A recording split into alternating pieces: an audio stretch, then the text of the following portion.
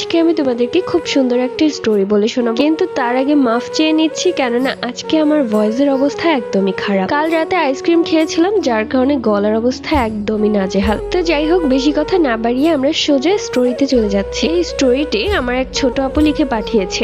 আমার নাম তানজিলা, আমার বাড়ি চাঁদপুর। গ্রামের নামটা বলতে চাচ্ছি না। আমার একটা বান্ধবী ছিল, নাম ছিল সামিয়া। তো ও আর আমি 6 একই মাদ্রাসায় ভর্তি হই। ওখান থেকে আমাদের পরিচয় এবং হালকা পাতলা কথা বলা, ওইরকম ক্লোজ বান্ধবী না। সালটা যখন 2020, তখন আমরা ক্লাস 7-এ উঠলাম। তখন করোনার জন্য সব মাদ্রাসা বন্ধ ছিল, বাসায় থাকতাম। আমাদের বাসা থেকে ওদের বাসা কাছাকাছি। আমাদের বাসা থেকে দাঁড়ালে সোজা একটু দূরে ওদের বাসা দেখা যায়। ও একটা ছেলের সাথে রিলেশন করতো, সেটা আমি জানতাম, কিন্তু ওইরকম ভাবে কখনো ওর সাথে কোনোভাবে কথা বলা হয়নি। ওই যে বললাম, এক জায়গায় থাকি ও একই মাদ্রাসায় পড়ি, সেক্ষেত্রে টুকটাক মোটামুটি কথাবার্তা হতো, এছাড়া অন্য কিছু না। একদিন রিয়েল আইডি জান্নাত ব্লগার বলেছে ওর বয়ফ্রেন্ডের বাড়ি ও আমাদের বাড়ি ওইখানেই, নদীর সাইডেই। ওর বয়ফ্রেন্ড ঢাকায় কাজ করতো। ওর বয়ফ্রেন্ডের সাথে কথা বলার জন্য ওর একটা ফোন খুব দরকার ছিল। ওর পাশের বাসার একজন আন্টির ঘর থেকে ফোন চুরি করেছে, বাটন ফোন। ওনাদের সিমটা রেজিস্ট্রেশন করা ছিল ব্যাংকে। তো এই কথা আমি জানতাম না।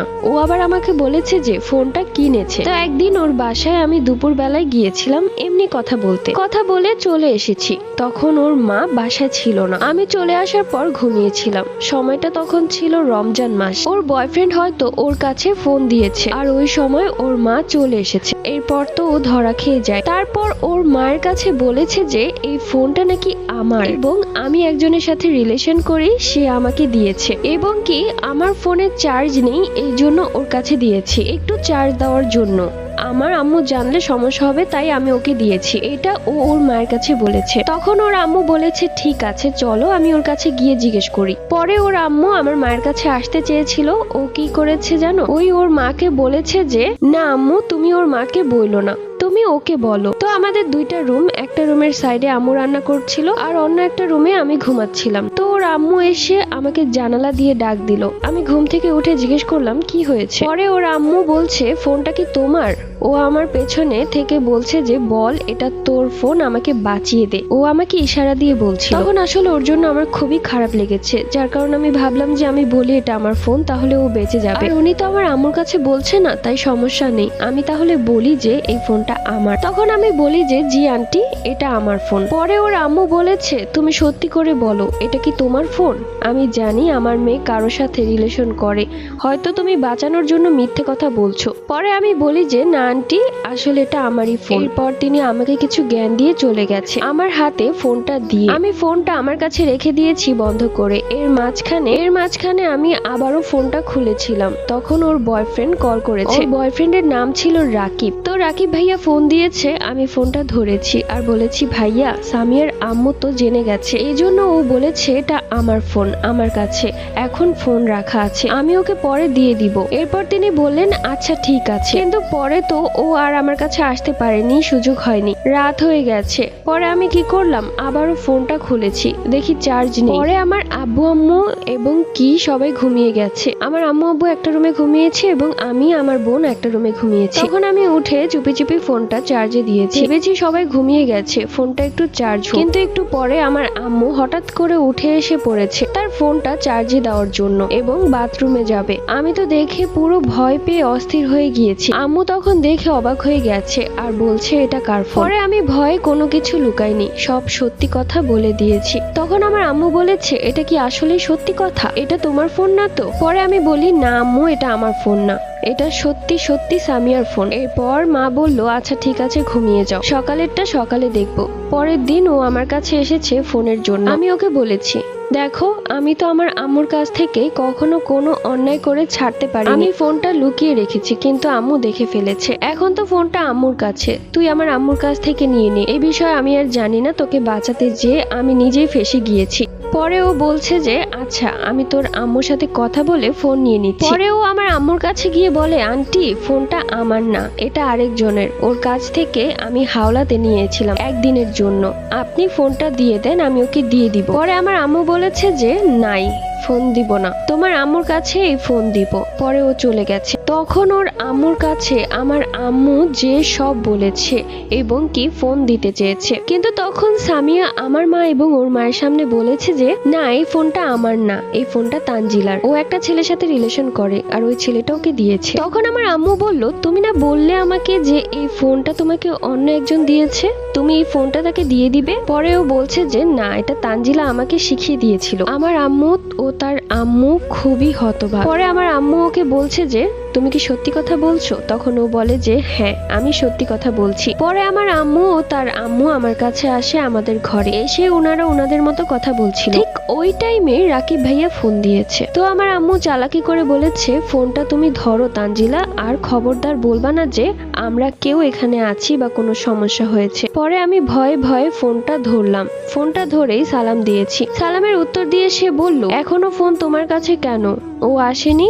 আমি বললাম যে না ভাইয়া, ও আসেনি। রাকিব ভাইয়া বলছে, কেন আসেনি? তুমি যে ফোনটা দিয়ে এসো, ওর সাথে কথা বলতে পারছি না আমি। পরে আমি বললাম, আমি তো যাব না, আমি যেতে পারবো না, ও যদি আসে তারপর ওর কাছে ফোন দিতে পারবো। পরে রাকিব ভাইয়া বলেছে, আচ্ছা ঠিক আছে, একটু তাড়াতাড়ি এসে বলো আমাকে ফোন দিতে। এটা বলেই রেখে দিয়েছে। তারপরে আর কি, এই কথাবার্তার পরে আর কোনো কিছুই বোঝার বাকি থাকে না যে ফোনটা কার। তারপরে ওকে আমাদের বাসায় ডাকানো হলো। সামিয়া এসেছে আমাদের বাসায়। আমার আম্মু, ওর আম্মু আর আমাদের পাশের বাসার কিছু আন্টি একসাথে বসে আমাদের জিজ্ঞাসাবাদ করছে। ও বলছে এটা নাকি আমার ফোন, আমি কার সাথে রিলেশন করি সে আমাকে দিয়েছে। এমনকি আমি বলেছি সেই ছেলের সাথে নাকি আমি পালিয়ে যাব। সব জায়গায় লকডাউন, তাই আমি চলে যেতে পারছি না। আমি ওর এইগুলো কথা শুনে জাস্ট নিতে পারছিলাম না, আমি শুধু কান্না করছিলাম। কিন্তু এই কথাগুলো ও আমাকে বলেছিল যে ওর বয়ফ্রেন্ডের সাথে পালিয়ে যাবে, কিন্তু লকডাউনের জন্য পারছে না। এত কিছুর পরও আমি এগুলো কথা কারো কাছে বলিনি, কিন্তু আমি না বলা সত্ত্বেও বা আমার কোনো দোষ না থাকা সত্ত্বেও এই কথাগুলো মানুষকে বলেছে। আমি জাস্ট কান্না করছিলাম, আর কিছুই করার ছিল না আমার। কিন্তু ওর মা তো সবটা বুঝতে পেরেছে। ওর আম্মু আমার মাকে বলেছে যে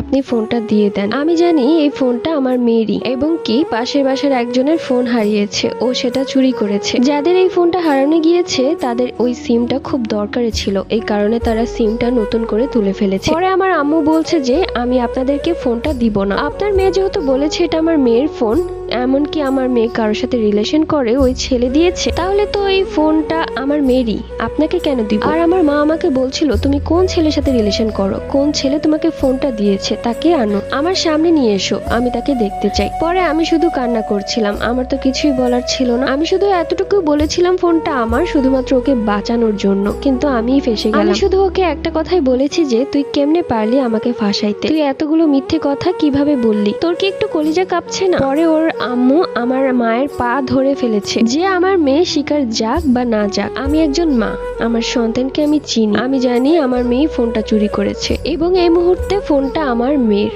এবং তোমার মেয়েকে ফাঁসিয়েছে। আমাদেরকে ফোনটা দিয়ে দাও, যাদের ফোন আমি তাদেরকে দিয়ে আসি এবং তাদের কাছেও আমার মেয়ের হয়ে মাফ চেয়ে আসি। কিন্তু আমার মা দিতে রাজি হচ্ছিল না, কারণ তার মেয়ে একটা বারও স্বীকার করছিল না তাই যে ফোনটা তারই। সামিয়া এমন একটা পর্যায়ে চলে গেছে যে সে কোরআন শরীফ ধরে কসম কাটতেও রাজি যে সেটা তার ফোন না। কিন্তু আমরা তো আর ইতিমধ্যে সবাই বুঝে গিয়েছি আসলে এটা কার ফোন। তাকে মানুষ খারাপ কথা শোনাচ্ছিল, যখন সেটা বুঝে যায় যে চারিদিকে ভেসে গেছে, সবাই বুঝে গেছে, তখন সে বলতেছে যে হ্যাঁ এটা আমারই ফোন, আমি খারাপ, আমি ছেলেদের সাথে দেখা করি রাতে রাতে, আপনার মেয়েরা ভালো, মানে বিচ্ছিরি বিচ্ছিরি কথা বলছে। কিন্তু ও তখন একটা অবিবাহিত মেয়ে। তো যাই হোক, একটা পর্যায়ে গিয়ে স্বীকার করেছে। তখন আমার মা ওর মুখ থেকে স্বীকারোক্তি নিয়ে ফোনটা দিয়ে দেয় এবং ইচ্ছে মতো কয়েকটা কথা শুনিয়ে দেয়। এরপর সামিয়ার মা সেই আন্টির কাছে গিয়ে পা ধরে মাফ চায় এবং ওনাদের সিম ওঠানোর যে টাকাটাও হয়েছে সেই টাকাটাও ফেরত দিয়ে দেয়, সাথে ফোনটাও দিয়ে আসে।